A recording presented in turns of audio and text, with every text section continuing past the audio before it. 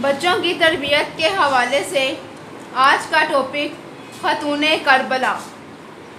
سانحہ کربلا کے بعد جب قافلہ حسین رضی اللہ تعالیٰ عنہ کے چند افراد کو قیدیوں کی حیثیت سے یزید کے سامنے پیش کیا گیا تو اس قافلے میں شامل ایک خاتون نے سر دربار یزید کو مخاطب کرتے ہوئے یوں فرمایا: اے یزید، یقین جان کہ میں تجھ سے سخت نفرت کرتی ہوں اور میں تجھے ذلیل سمجھتی ہوں۔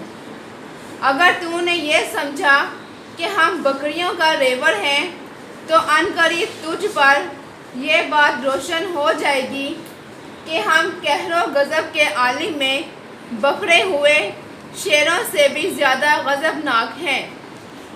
یزید جیسے ظالم حکمران کو سر دربار جس خاتون نے اس انداز میں مخاطب کیا تھا وہ سرکار دو عالم صلی اللہ علیہ وآلہ وسلم کی نواسی حضرت فاطمہ رضی اللہ تعالیٰ عنہا، حضرت علی رضی اللہ تعالیٰ عنہ کی صاحبزادی اور حضرت امام حسن رضی اللہ تعالیٰ عنہ اور حضرت امام حسین رضی اللہ تعالیٰ عنہ کی بہن حضرت زینب رضی اللہ تعالیٰ عنہا تھی۔ حضرت زینب رضی اللہ تعالیٰ عنہا ابھی کم عمر تھی کہ آپ کی والدہ ماجدہ حضرت فاطمہ رضی اللہ تعالیٰ عنہا کا انتقال ہو گیا۔ انتقال سے قبل حضرت فاطمہ الزہرا رضی اللہ تعالیٰ عنہا نے آپ کو یہ نصیحت فرمائی تھی کہ میرے بعد اپنے بھائیوں کی ماں بھی تم ہو اور بہن بھی۔ میری زندگی میں تم نے ہمیشہ بھائیوں سے محبت کی، میرے بعد بھی تمہاری محبت کا یہ سلسلہ قائم رہنا چاہیے اور تم سب اسی طرح سلوک اور محبت کے ساتھ رہنا۔ والدہ کی وفات کے وقت اگرچہ حضرت زینب رضی اللہ تعالیٰ عنہا خود بھی کم عمر تھیں، لیکن آپ رضی اللہ تعالیٰ عنہ نے اپنی والدہ کی نصیحت پر حرف بہ حرف عمل کیا۔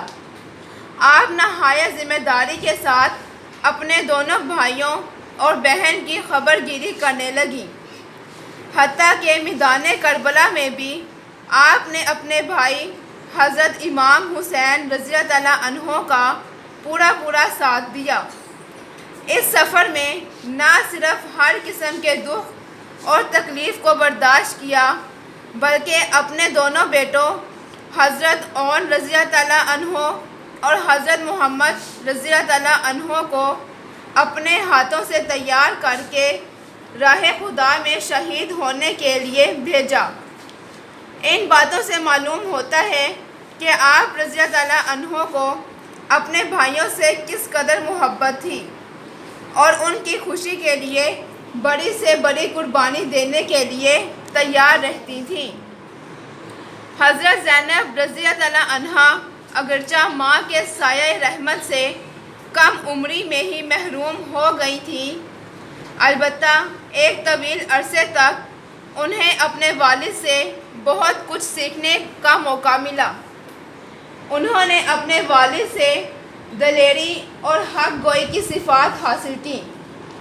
آپ رضی اللہ تعالیٰ عنہ اپنے والد کی راست گوئی اور ظالم کے سامنے بے دھڑک کلمہ حق کہنے کے لیے بہت مشہور تھیں۔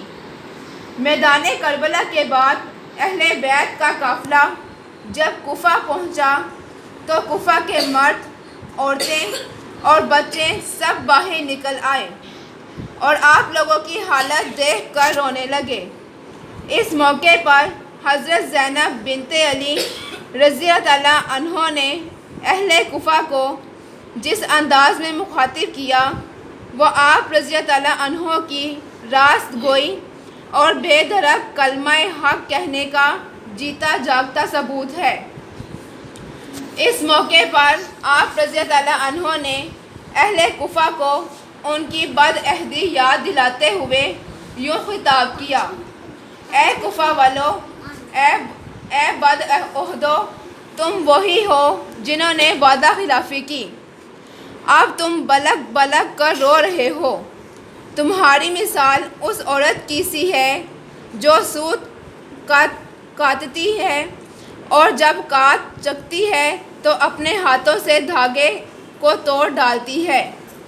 تم نے اپنے وعدوں کو توڑ ڈالا، قسمیں کھا کھا کر پلٹ جانے والوں، تم نے کسی بری طرح اپنی عاقبت خراب کر لی ہے۔ اب اللہ کے غضب سے ڈرو اور اس کے عذاب کے لیے تیار رہو۔ تم نے وہ کام کیا ہے جس کے سبب قریب ہے کہ آسمان پھٹ پڑے، زمین شق ہو جائے اور پہاڑ ریزہ ریزہ ہو جائیں۔ آپ کو اپنے نانا صلی اللہ علیہ وآلہ وسلم، ماں رضی اللہ عنہا اور باپ کی طرف سے سخاوت اور فیاضی ورثے میں ملی تھی۔ آپ رضی اللہ عنہ بھی اپنے بزرگوں کی طرح حد درجہ کی سخی اور فیاض تھیں۔ واقعہ کربلا کے بعد جب یزید نے آپ رضی اللہ عنہ کو دوسرے اہل بیت کو مدینے کی طرف روانہ کیا تو ایک شخص کو بھی ساتھ کر دیا تاکہ وہ آپ رضی اللہ عنہ کو لوگوں کو مدینے پہنچا دے۔ اس شخص نے سفر میں آپ لوگوں کے ساتھ بہت اچھا برتاؤ کیا۔ آپ رضی اللہ عنہ کا قافلہ جب مدینے کے قریب پہنچا اور وہ شخص واپس روانہ ہونے لگا تو آپ رضی اللہ عنہ نے اس شخص کے حسن سلوک کا شکریہ ادا کرتے ہوئے اپنی اور اپنی بہن کے کنگن اور چوڑیاں اس شخص کے پاس بھجوائے اور فرمایا، اس بے سر و سامانی میں ہمارے پاس اور کچھ نہیں، ان کو قبول فرمائیں۔ اس نیک دل شخص نے وہ زیورات واپس کر دیے، لیکن اس واقعے سے پتہ چلتا ہے کہ فیاضی اور مروت آپ رضی اللہ عنہ کی ذات میں حد درجے کی تھی۔ فیاضی اور مروت کی طرح شرم و حیا میں بھی حضرت زینب رضی اللہ عنہا اپنی والدہ ماجدہ حضرت فاطمہ الزہرا رضی اللہ عنہا کی طرح بے مثال تھیں۔ آپ رضی اللہ عنہ کو قرآن و حدیث پر مکمل عبور حاصل تھا۔ خواتین دور دور سے دین کا علم حاصل کرنے کے لیے آپ کے پاس آتی تھیں۔ آپ رضی اللہ عنہ انہیں دینی مسائل سے آگاہ کرتی تھیں۔ آپ رضی اللہ عنہ کے اس علمی مرتبے کی وجہ سے لوگ آپ رضی اللہ عنہ کو عقیلہ بنی ہاشمی کے نام سے پکارتے تھے۔ آپ رضی اللہ عنہ عورتوں کو درس دیتی تھیں۔ عورتوں کو درس دیتے وقت بھی آپ رضی اللہ عنہ کی نگاہیں جھکی رہتی تھیں۔ حضرت زینب رضی اللہ عنہ کے کردار میں ہمارے لیے یہ سبق موجود ہے کہ حالات خواہ کیسے ہی کیوں نہ ہو، سچی بات کہنے سے دریغ نہیں کرنا چاہیے۔ کوشچن کر رہی ہوں، حضرت فاطمہ الزہرا نے حضرت زینب رضی اللہ عنہ کو کیا نصیحت کی تھی؟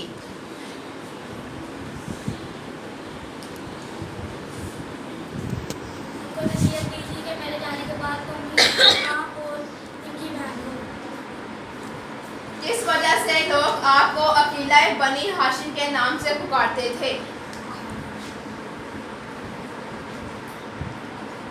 حضرت زینب رضی اللہ عنہ کے بیٹے جو میدان کربلا میں شہید ہوئے ان کے نام کیا تھے؟